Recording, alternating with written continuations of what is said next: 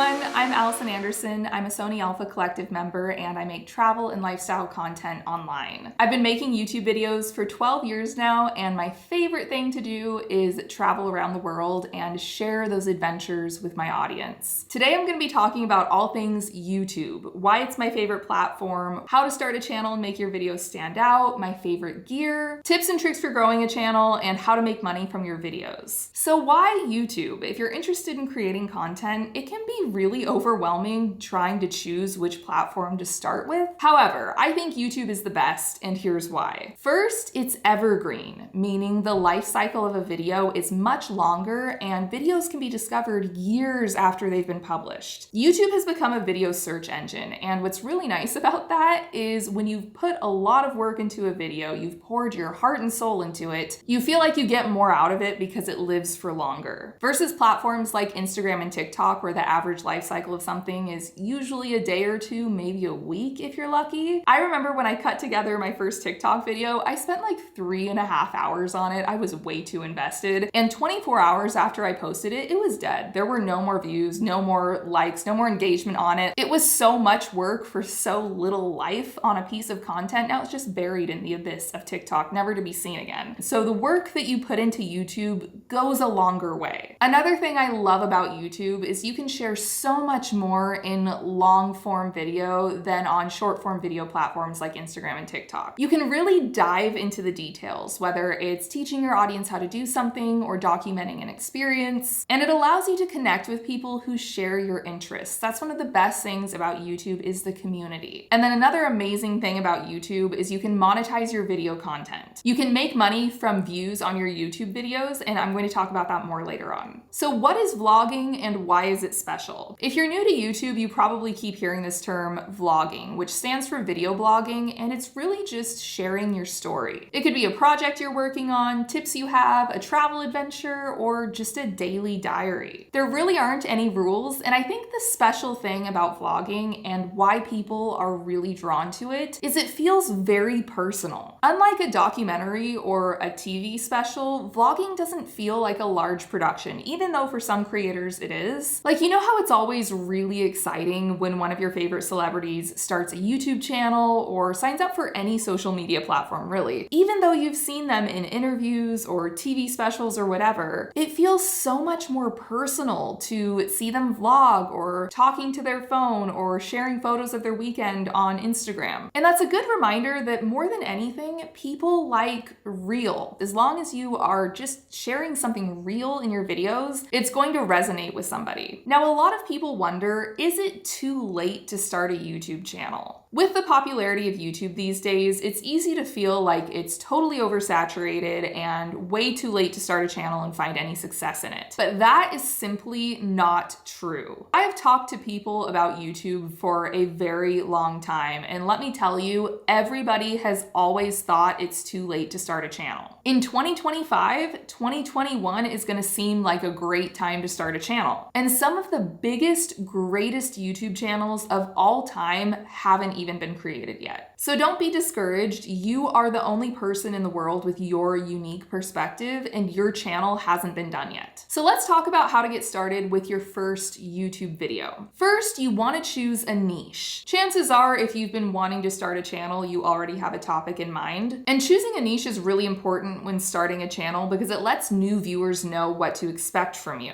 And that's critical when you don't have a ton of videos or an established presence on the platform yet. For example, let's say I'm interested in aviation, so I want to watch pilot vlogs and learn about airplanes. I search for airplane videos, I find a video, I like that video, and I say, hey, I want to check out what else this person has made. If I go to their channel and they have 5 other videos about flying, I know I can expect other aviation videos from this channel, and thus I subscribe. Now, if I go to that channel and they have 5 other videos that are holiday baking recipes, how to fix a sink, vacation in Hawaii, book review, and gaming, I have no idea what to expect from this channel. And while I liked the airplane video they posted, I don't feel confident I'm going to be getting another airplane video from them. So when new people visit your channel for the first time, you want it to be very clear what types of videos you're making, which is why a niche is very important. Next, you have to choose a subject for your first video. If you're looking to attract subscribers to your channel, I highly recommend starting with or incorporating trending topics that are highly searched for. If you're a musician, cover a hit song right now. If you want to do daily vlogs, go vlog somewhere near you that's popular. Like if you live in Seattle, go vlog at the Space Needle or Pike Place Market. A lot of people are on YouTube searching Space Needle, and you'll start coming up in those searches. Next, you'll need to find a camera to film with. This could be a smartphone, an action camera, anything that you have. When I first started my channel, I was filming on an old mini DVD camcorder that I found in my parents' house. The video was bad, the audio was bad, the lighting was bad. And my point with that is, if I can start a YouTube channel with a DVD camcorder, you can start a channel with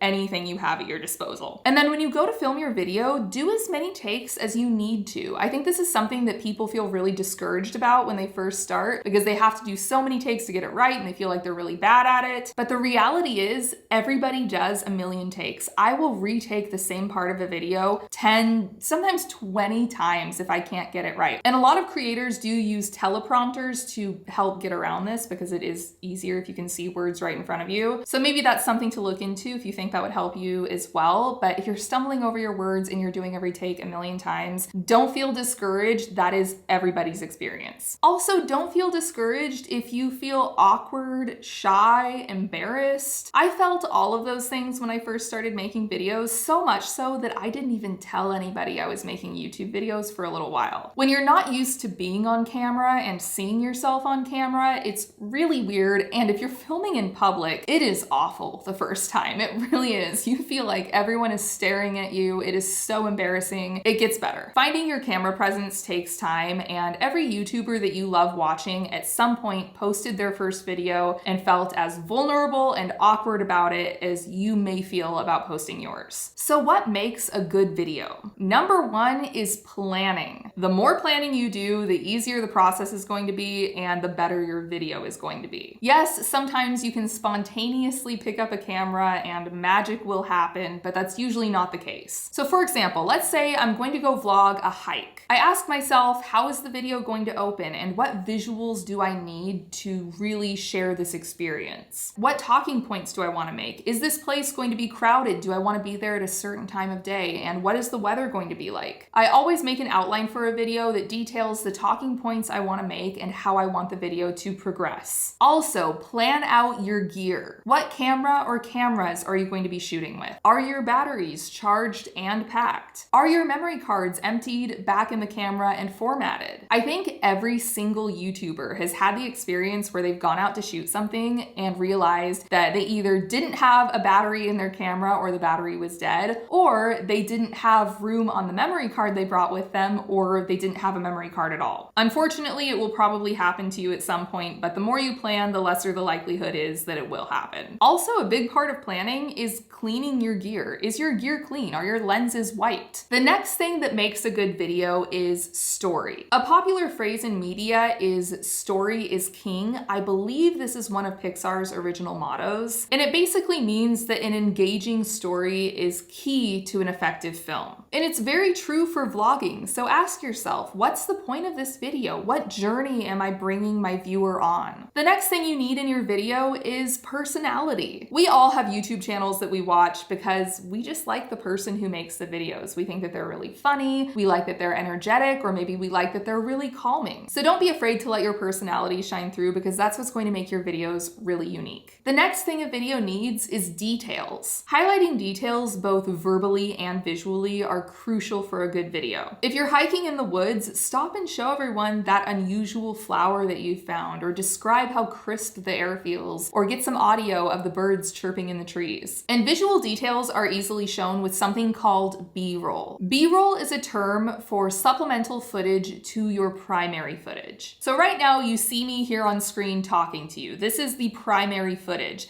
But now if I start talking about that trip to Iceland I took a few years ago, you're now seeing images of Iceland on the screen. This would be B-roll. It's supplemental footage to give the viewer more information, details of what I'm talking about, or an idea of where I am. So if you're out vlogging and you say, we have perfect blue skies today, stop and get a shot of the blue sky to cut away to. Really take some time and get those detailed shots of the cobbled streets, the traffic, the sunset, the birds in the trees. Also, if you don't have a B-roll shot of something that you need, I would highly recommend checking out Storyblocks. It's a subscription service where you can download and use stock footage, and it's amazing. All the time, if I realize I don't have a B-roll shot of something, I just go on Storyblocks and I have it in like 2 minutes. It makes your life so much easier. Another thing that makes a good video is music. Music can really set the tone of a video. Something adventurous or upbeat for a travel vlog really pulls the audience in. Something zen and calming can complement a quiet morning on the lake. Also, don't forget about sound effects. Your microphone isn't going to pick up all of the ambiance around you. Adding some subtle sound effects can really bring a clip to life. Like, did you vlog at the beach, but your mic didn't pick up the sound of the ocean waves? Go get a sound effect clip of ocean waves and add it to your video. Next, I want to talk about one of my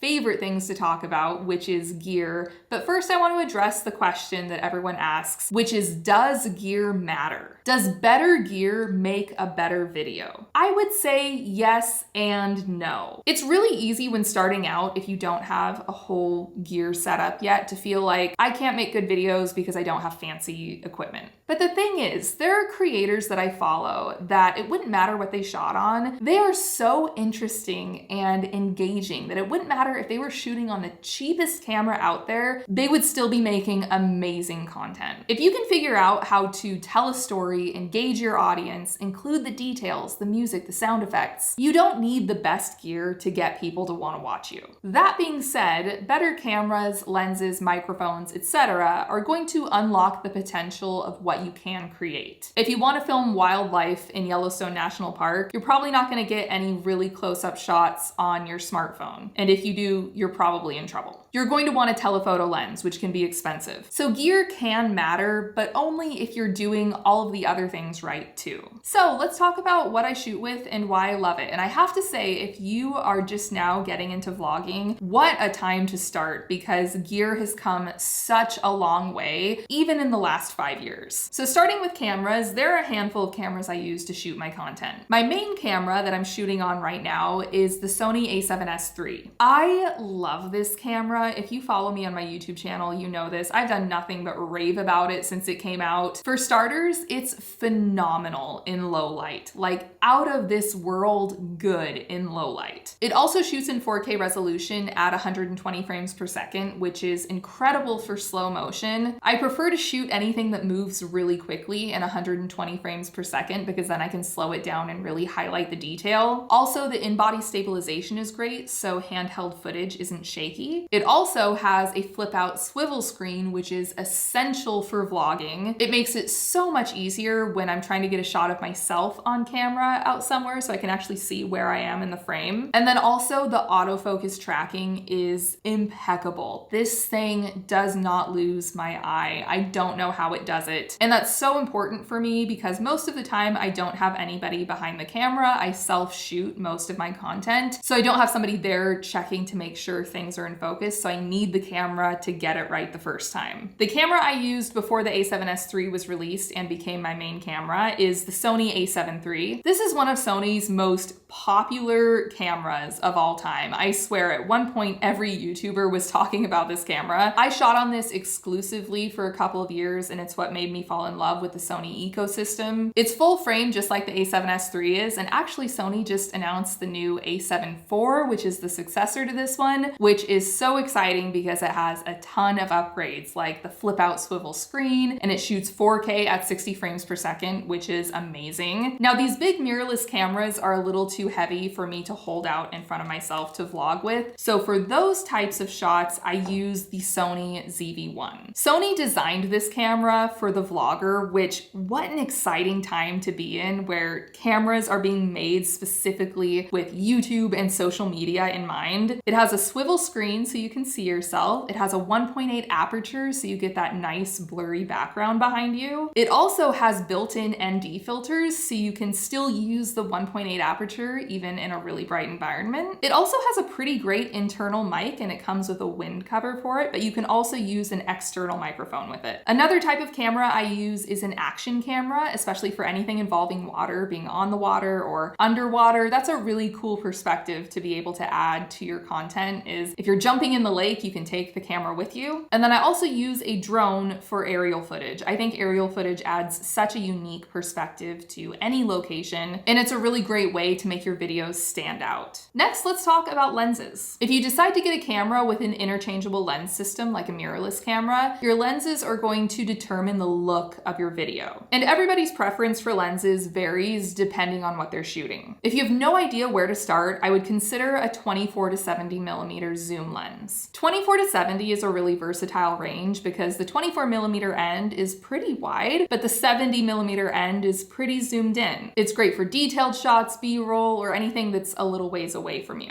If you're doing a lot of landscapes or shooting indoors in really tight places, something like a 16 to 35 millimeter can be really useful. I have the GM version from Sony, and this thing is always on my camera when traveling. It's wide enough to get everything in the frame, get those really scenic shots. It's also wide enough to film in my car, but also the 35 millimeter end takes some really nice portraits, and you can even get some detailed shots at 35. If you want more depth of field or a blurrier background, a prime lens with a wide aperture is going to be good for that. This is the Sony 35 millimeter 1.4 GM lens, which is beautiful. I also have the 24 millimeter 1.4 on my camera right now that I'm filming with. This 24 millimeter is so great, especially for on-camera shots where you want some depth of field, but you don't have a lot of space to create that in. And then my favorite telephoto lens is the Sony 100 to 400 GM lens. I bought this for a trip to Yellowstone and Grand Teton National Park last year, and it is a dream to shoot with on a landscape. The compression and detail that it captures will take something that looks ordinary to the naked eye and make it magical. Another really important component of making videos is audio. Your audience needs to be able to hear you clearly. The main microphone I usually use is the Sony ECM B1M shotgun microphone that's on my camera right now. The great thing about a shotgun style microphone is it's good at capturing audio directly in front of it and not capturing audio anywhere else around it.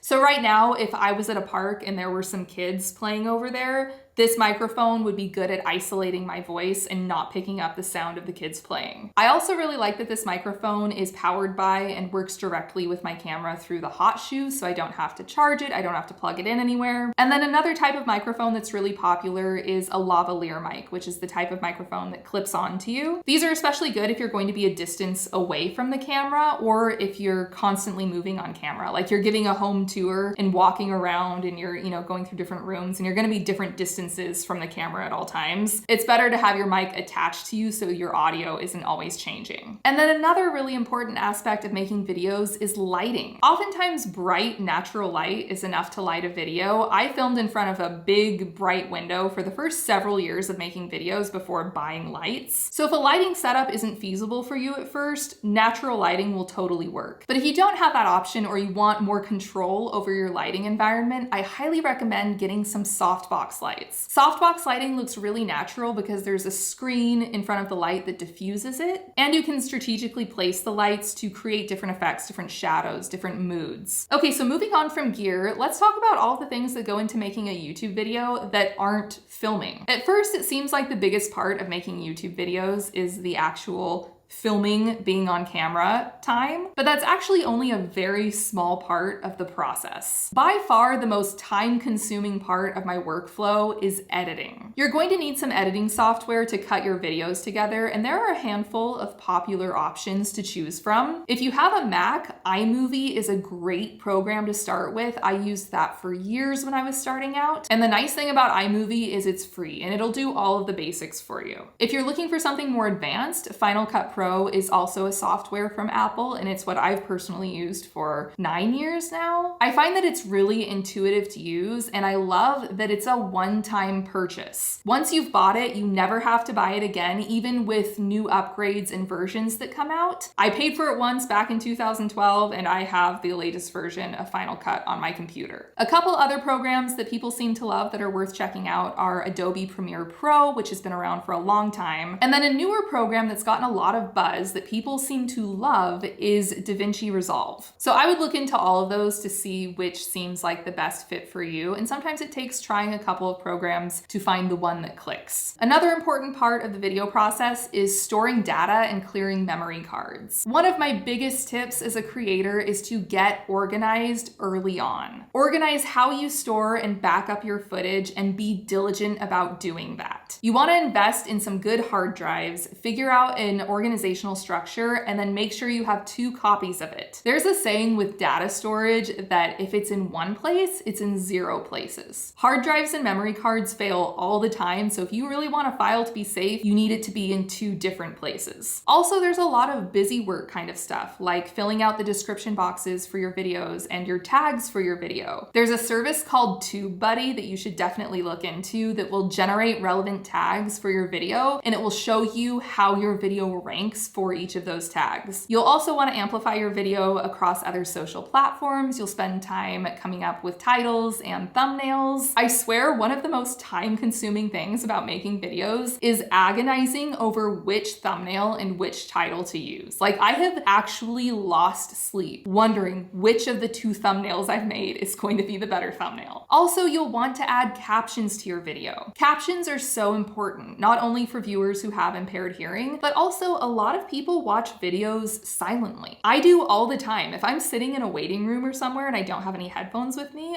I'll just watch a video with the captions on. I use a service called Rev that does them for me, and it's super easy. Next, let's talk about some tips and tricks for growing a channel. You want to make a good first impression with high quality content. We've all had the experience of clicking on a video and it's dark and you can't really see anything and you can't really hear anything and it's out of focus, and clicking right off. Make sure your image is well lit, you're in focus, and your audio isn't too loud or too quiet. You also want to be consistent. Research actually shows that you will grow an audience faster when you post frequently and regularly. And I've spoken to a lot of YouTubers over the years who've gone through phases of daily vlogging or just uploading a lot, and they all have said that the period of time where their channel grew the most was when they were uploading all the time. Something that can really help with staying consistent is batch shooting your content. A lot of creators making these types of videos, especially where you just sit down at a table, are shooting 2, 3, 4 videos in a single sitting. It's a lot more efficient to shoot multiple videos at once instead of dragging all of your equipment out, setting it up, shooting one video, breaking down all of the equipment, putting it away, and then doing it all again the next day. Especially if you have a more traditional Monday through Friday work schedule, batch shooting 2 to 3 videos on a Saturday could set you up for 2 to 3 weeks if you're aiming to post 1 video a week. There's also a saying that goes, it takes a platform to grow a platform. One of the quickest ways to grow an account is to promote it on another account. Having social media accounts on a variety of platforms allows you to cross-promote your content. Not everybody who follows you on Instagram is going to follow you on YouTube, so when you promote your new YouTube video on Instagram, there are going to be some new people who are brought over to your YouTube channel. You also need good titles and thumbnails. People click or don't click on a video based on the title and the thumbnail. So put some thought into something that's accurate, catchy, and interesting. And then the last thing I want to talk about is how to make money on YouTube. This is probably the area of YouTube that people are most curious about, largely because it's very vague. So let's talk about it. I want to start by saying it takes a lot of traction on your videos to start earning a notable amount of money from YouTube. It definitely isn't a get-rich-quick platform, but there are a variety of ways that you can earn revenue from your videos. The first is monetization through ads on YouTube. We've all seen the pre-roll ads that play before we watch a video on YouTube, and creators receive a percentage of revenue from that ad. So every time an ad plays on one of your videos, you'll earn a very small amount of money, like it could be a penny or a fraction of a penny. And the amount you earn fluctuates depending on what that advertiser is paying, which is part of why the whole thing is so vague. Every advertiser pays differently, so it varies widely for everyone and it's constantly changing. So there's no guarantee, like if my video hits 50,000 views, I'll get X amount of money. Another way to earn money from your videos is by working with sponsors. Once you build up a channel, you might be approached by brands who want to sponsor a specific feature on your channel. And then a third way to earn revenue is through affiliate links. Affiliate links allow you to earn commission on a sale exactly the same way that it works in a store. When somebody buys something through your your affiliate link, you'll earn a small percentage of that sale in commission. So if you're doing a video talking about your top 5 favorite camera lenses and you have affiliate links for those lenses in your description, and somebody clicks on one and goes and buys a lens, you'll earn some money from that sale. And there are a lot of other things you can branch out into, like selling a product, creating merch, selling stock footage. If you're getting a lot of great video shots, you can sell them as stock footage, and a lot of creators use this as a form of passive income. So those are some of my thoughts on all things YouTube. I hope something in this was useful for you if you're thinking about starting a channel. And if you are at all considering starting a YouTube channel and you're on the fence about it,